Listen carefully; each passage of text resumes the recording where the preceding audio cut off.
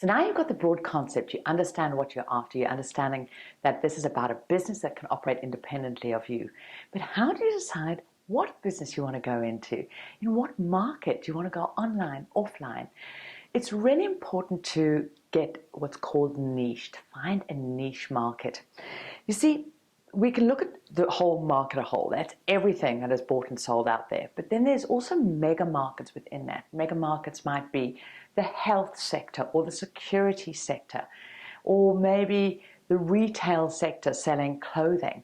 That is really a huge, huge area, and you need to start niching down. You need to find out what market you're going to go into, and then you can choose what's going to be your primary distribution model. How do you automate that?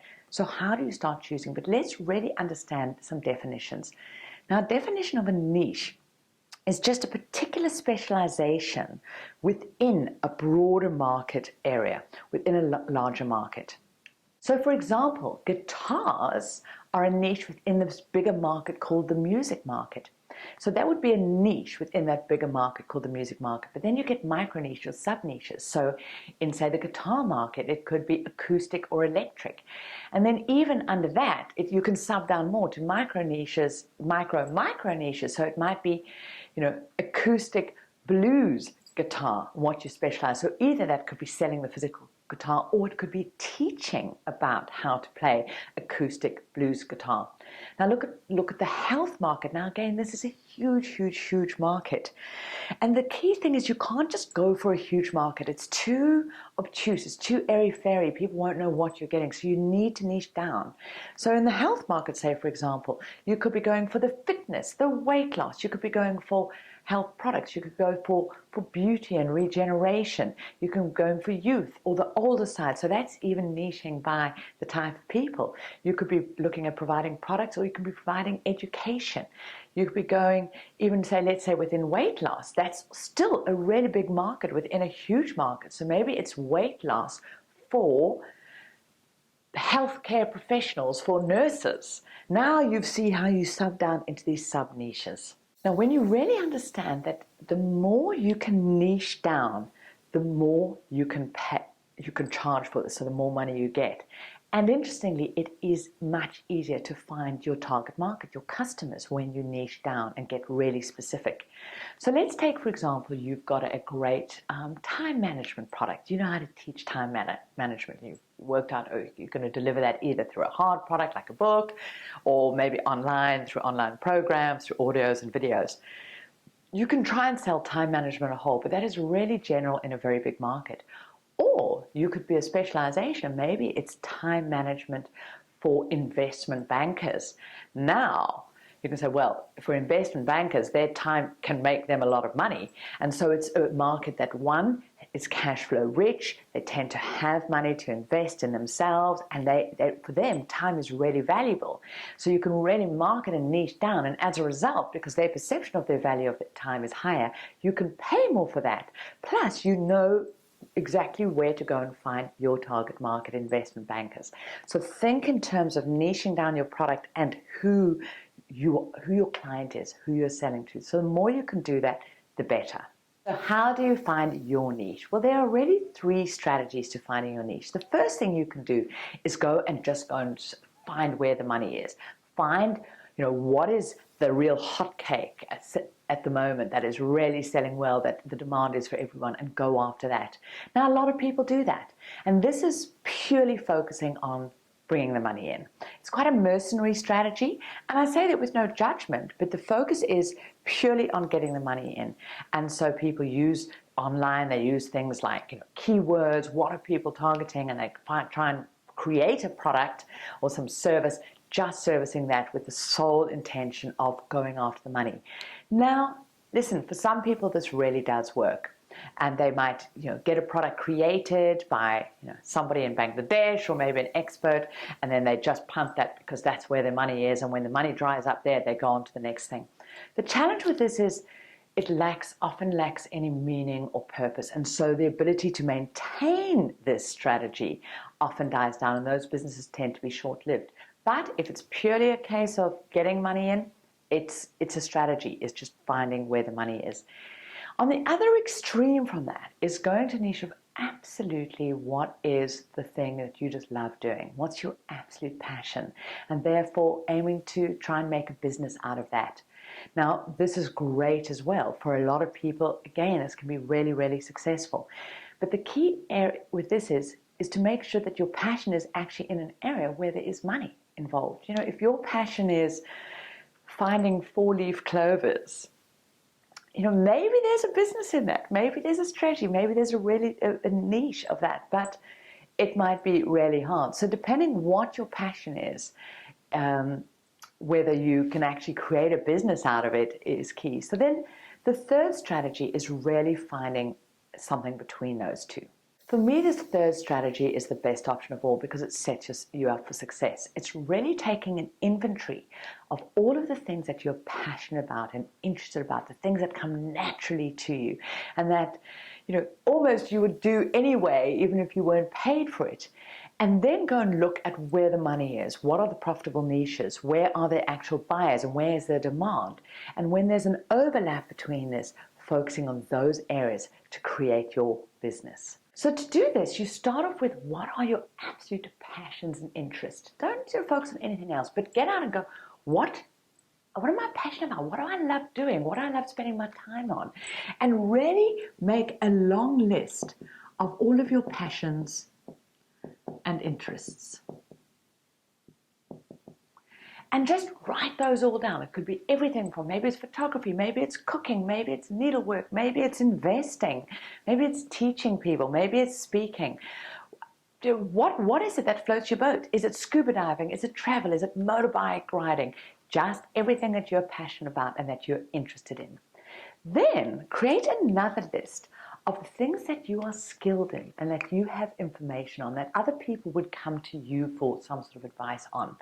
So you're going to look at your skills and your expertise. Now you might have skills here that aren't directly related to your passion. So maybe you're really skilled at Excel spreadsheets or databases, or maybe you're skilled at servicing old car engines. Just really go, what am I great at? What am I skilled at? What else am I skilled at? Keep asking you these quality questions. Just write down these lists. You're just creating lists at the moment. Fantastic. So you've now done that. Now you're going to look at a third area and you're going to research and go, you know, where is there money in the market? What are the kind of things that people spend money on? Think about yourself. What do you spend money on? And you're going to look at different money categories. And now having done these lists, and you can think of things like in certain geographic areas, is it people spend money on kids' education, on their own education, on health, on wealth and learning and skills generation? Is it on things like their hobbies? Think of these different categories where people spend money, leisure, just go through all of the areas, look at where you spend your money and list those out. Then what you want to do, and this is where the absolute magic is, this is where your business sits. By having done this, what you're looking for is, having created that list, having created your skills and expertise, you're going to find areas that overlap. And having looked at where the money is, you're going to see that there's this really sweet spot. And yes, trust me, it is there in your life. There is something that overlaps where you've got passion and interest in it, you've got skills and expertise, and where there is money to be found. And that is start honing down on what is an idea, an area that you can start creating a business in. So where is the money? Let's look at some of the key areas where people spend money and you can look at honing in on. So there are 4 primary big money markets. Now the first is health. This is a huge area and a constantly expanding category of where people spend a lot of money. And you know, just in itself, this is a mega market. So if you start niching down, you can look, there's so many different dimensions to this. This could, you know, be under people staying fit and healthy. This can be actually physical selling people cures and products. Now, just interestingly here, it's much easier to sell a cure than it is to sell prevention, just as an aside. But in terms of this category, it could be weight loss, it could be weight gain, it could be healthy eating, it could be, as I said, exercise, it could be physical well-being, it also could be spiritual or emotional well-being. All of these fit under the health side, and then niching underneath that. Again, it could be, products that people can buy or create for themselves. Physical ones, or again, it could be teaching them how to, say, cook in a healthy way. So this is where you can start going, okay, maybe health is a big mega product, but I'm really passionate about cooking. And so is there something that I can combine here about how to, create a detox or cook healthily, or in terms of that side? So health is one of the big mega markets. Now, the next big mega market is relationships.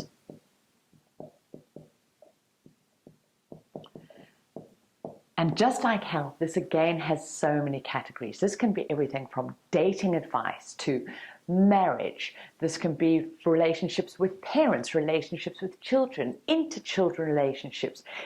Can be relationships within a family. This can be relationships within a workplace.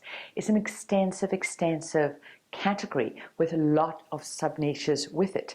And this could be specializing on maybe broken relationships, so maybe an area of divorce, or maybe it's a relationship with ourselves, or how to recover in a relationship after a bereavement. This whole category of interpersonal relationships is a huge area that people spend money on, and a big category. So the third category here is the category of money. A huge category, and actually I guess you could say the category that my business is niched within. So within this money category, again, there are a whole lot of subcategories.